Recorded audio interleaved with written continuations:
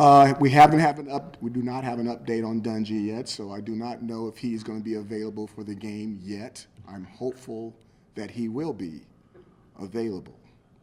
Okay, and we're looking very forward to playing our game against our rivals, Boston College, this Saturday. And I know that you guys are just as excited to ask me a bunch of questions about him. So let's go. Questions? Mark? Don't do it, Mark. Don't do it. Don't say it. All right, so you expect him to practice tomorrow. I mean, have you seen him? Is he walking? We saw him walking like very, very gingerly after the game, being carted to the bus. Is he at least, can you tell us if he's walking? I can tell you that yesterday, Sunday, him, myself, and Tommy DeVito were in the hot tub talking about the game. Did you help him out, or did you get him? He got in on his own. I'll even answer that one for you. Other questions? Steven? In a world where Eric Dungy does not play on Saturday, what's your quarterback situation behind Tommy DeVito? The guys that's always been there. You know, you got Tommy, you got Clayton, Chance Amy's a freshman, Rex Culpepper. Is Clayton the guy you turn to? If the situation's correct, yeah. What could you shed a little light on his development? We really haven't seen him aside from the spring. Stephen, most people don't develop their third-string quarterbacks. They wait for the opportunity for them to go to second team, and then they start to get looks. Why would he be in that position? Like, obviously, we saw Rex move to tight end. Chance is still there. Chance and Clayton are still there. Why would it be Clayton ahead of Chance? Because he knows all the plays, and he's been at quarterback, and Chance has gone to tight end. You mean Rex? I mean, Rex has gone to tight ends. Thank you. That's a good correction. Thank you very much. Mark?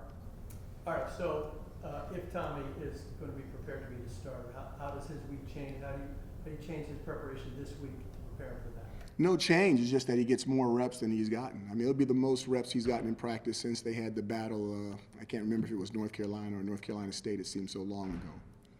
But he'll get as many reps as he got that week in practice. Actually more, because he won't be splitting them as much. And from what you've seen from him, you know, how ready is he for this if he does get his first start on the road? I think we've had numerous opportunities to see what Tommy DeVito can do. And I think, obviously, you know, he's had the Western Michigan outing, then he had the 2 outings in the Dome, and then he had the outing in Yankee Stadium. I think when you put them all together, you know, I think we've seen positives and negatives.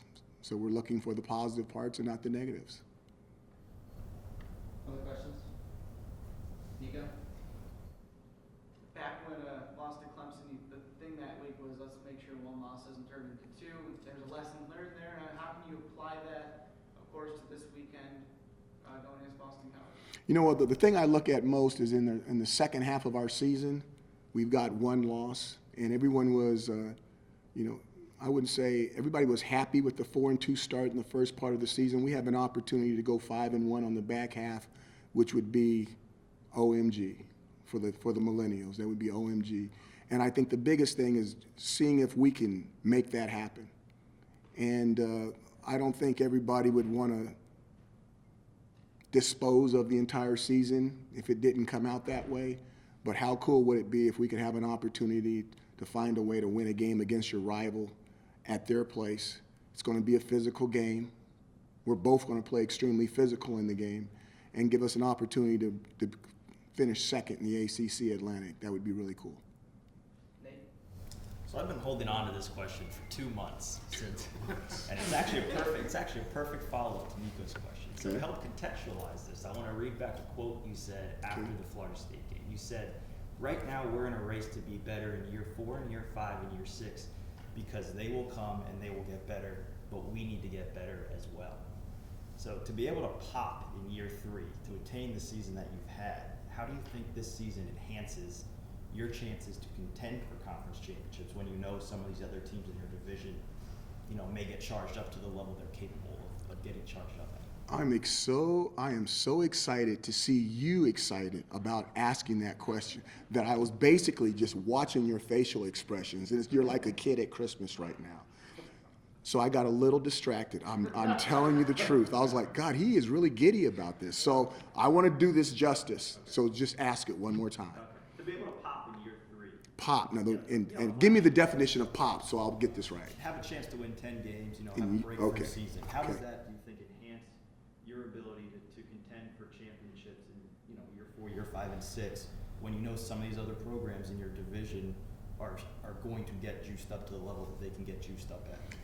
I think that we're ahead of schedule, and I think it's really cool. It's going to affect the 2019 recruiting class in a positive way. This season, though, is going to be more affected by the 2020 class because half of the 2019 class is already done. So how this football team finishes in 2018 with the start of what the football team does is 2019 is really what's going to cement the 2020 class. So this is exciting times for Syracuse University. And there's a light on the program. People are looking, people are watching. Obviously, some of the things that happened in the last game, we were there, but that was a very, very solid team. And if we want to get some of that solidity, we've got to get some more players here. And I think that what we're doing in 2018 and what we have a chance to do in 2019 could very easily give us the ammunition that we need to become the type of team that we want to become, that we need to become in the conference that we're in. The moves that you made, bringing Coda Martin in, bringing Trishan in, bringing Abdul in, I'll even throw benching Dungy at the end of the North Carolina game.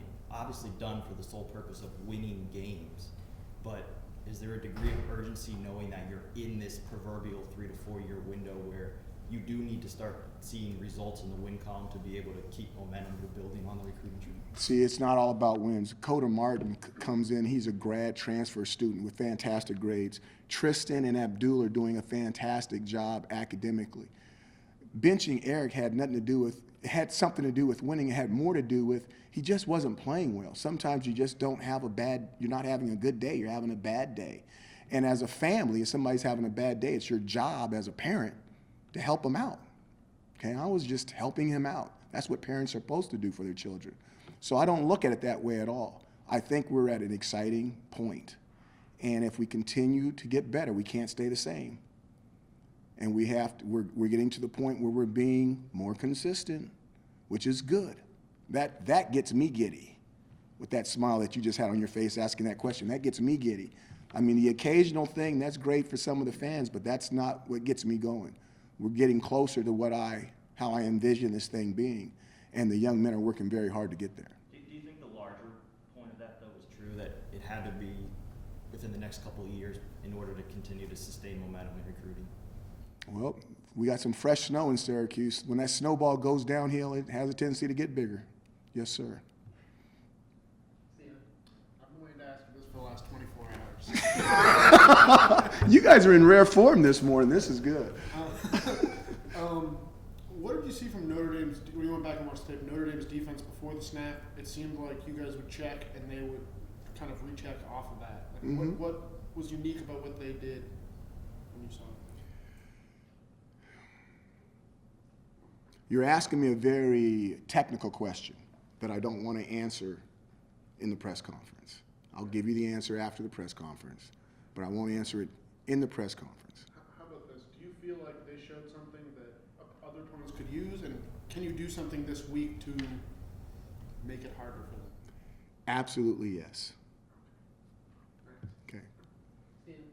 Coach, what can you tell us about BC, A.J. Dillon, and the challenge that you'll face this week? Fantastic, okay, football team. They have not missed a beat from the last time they played us here at the Dome. One of the most physical teams in the conference. They kind of do it the old-fashioned way. I kind of admire that. It is 1950, 1960, 1970 football, and you really don't have a chance to beat them unless you go back into their era and play them the way they want to play. And it's a challenge, and we're excited about it. Time for 2 more questions. Nico. Obviously, motivation enough just to beat a rival in BC. All the reasons you just said, finish 5-1 and whatnot. But there's potential that what bowl you guys end up with could be on the line in this game. Is that part of the conversation or motivation with you guys at all?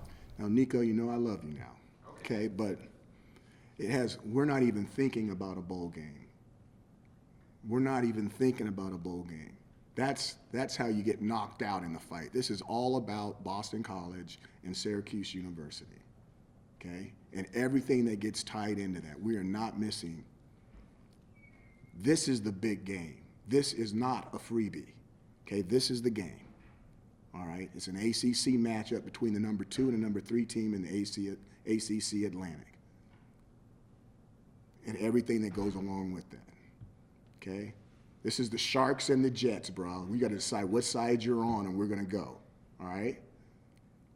Be a Jet. Last question, Mark. There was so much build-up in the last week's game, whether it was in your locker room or, well, it could have been us, yeah, of course we were. Could have been. Of course. Nationally, all right, nationally, there's a lot of build-up, right? A lot of people talking about that game. And so the way it went, and your starting quarterback gets helped off the field, and you talk about your players hurting after the game. How big a blow was that game, and how tough is it to pick them up and get them back going for this week? You know, it was a big blow. It was a big blow because we didn't play well. We didn't play well, and Notre Dame was really, really good, and they played really, really well. And it's one thing to lose when you play well. It's another thing to lose when you don't play well. And that's a fantastic football team. I'm not taking anything away from them. I'm not sure we could beat them if we played well. We're just so disappointed that we didn't even get an opportunity. We had an opportunity, but we didn't match the opportunity of playing well on that stage. So that was very disappointing. And when you look across it, it seemed like it was a lot of the younger players didn't play as well as the older players played. And that's disappointing for the seniors because it was such an opportunity for them. And that opportunity will never come again. Now those freshmen and those sophomores, they're going to have another opportunity. And I told them on Sunday they owe it to the seniors that the next time that we get on a stage like that, we put a better foot forward. And I invited all the seniors to come back. I don't know when that stage is going to be. I don't know when that game is going to happen, but it's going to happen. And when it does, we want all those seniors to come back. And we want to play better. And if things work out, they're going to get a lot of the credit for it. Because I thought that the underbelly really kind of let the upper part of the team down. And it's just what happens when your team moves through stages. It's like growth, like a butterfly, the whole butterfly cocoon thing. It just takes stages. 2 years ago, we lost close games.